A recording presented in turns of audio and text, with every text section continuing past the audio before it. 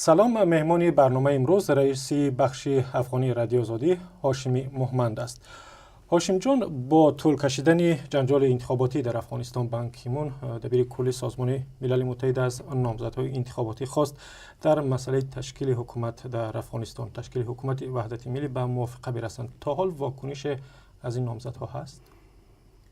اساساً موافقه در مورد تشکیل حکومت وحدت ملی ماه قبل در ملاقاتی که وزیر امور خارجه امریکا در کابل با هر دو نامزد داشت، این موافقه حاصل شد.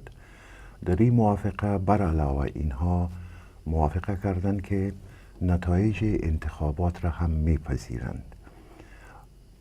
متاسفانه جریان انتخابات بیش از حد طول کشید و هنوز هم نتایج نهایی انتخابات اعلان نشده است. آقای بان کی مون، منشی عمومی ملل متحد، هم به این نقطه اشاره کرده که وضعیت افغانستان خیلی در هم و بر هم هست و این یک ضرورت هست که در امی مرحله دشواری که افغانستان با او مواجه هست باید در مورد تشکیل حکومت وحدت ملی باید هر دو طرف، هر دو گروه انتخاباتی باید به تفاهم برسند. و سبب چی است که تا حال طرفا نتوانستند به این تفاهم برسند؟ علت این هست که تیم انتخاباتی دکتر عبدالله که به نام تیم اصلاحات و همگرایی یاد میشه، اونها درباره فساد گسترده در وقت رایدهی صحبت میکنن.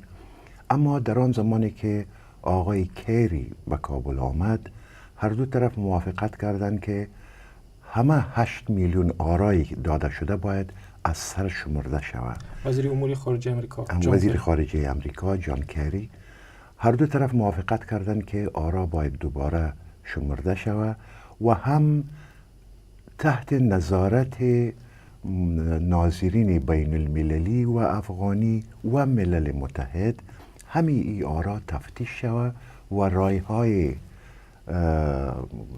تقلبی از رایهای درست باید جدا شود.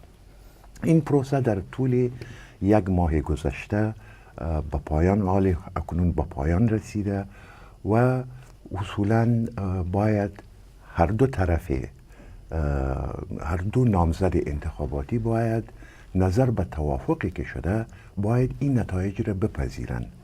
اما تیم دکتر عبدالله هنوز هم در این مورد ملاحظات داره و گفته، اعلان کرده، حتی دیروز اعلان کرد که او نتایج انتخابات را نمیپذیره. شاید در اینجا باز سوالهای نزد تیم دکتر عبدالله وجود داشته باشه، اما من مطمئن هستم که این مشکلات حل میشه. خب فکر میکنید که پس در نهایت اشرف غنی احمدزی و دکتر عبدالله به موافقه میرسند، در یک حکومت با هم کار میکنند یا سناریوی دیگری هم میتواند باشه؟ در وضعیتی که افغانستان امروز قرار داره، این یک ضرورت هست. باید همه نیروهای ملی در افغانستان باید برای نجات افغانستان، برای بهبود وضع افغانستان باید با هم همکاری بکنن و تیم دکتر عبدالله هم به این هدف متعهد است و تیم اشرف غنی هم به این تعهد متعهد است و هر دوی از اینها باید با هم همکاری کنند تا یک حکومت باثبات در افغانستان به وجود بیاید و مشکلات افغانستان را مشترکاً حل بکنند. تشکر. همکارم هاشمی مومند از بخش افغانی رادیو آزادی بود که با ما صحبت میکرد. تشکر هاشمی. تشکر از شما.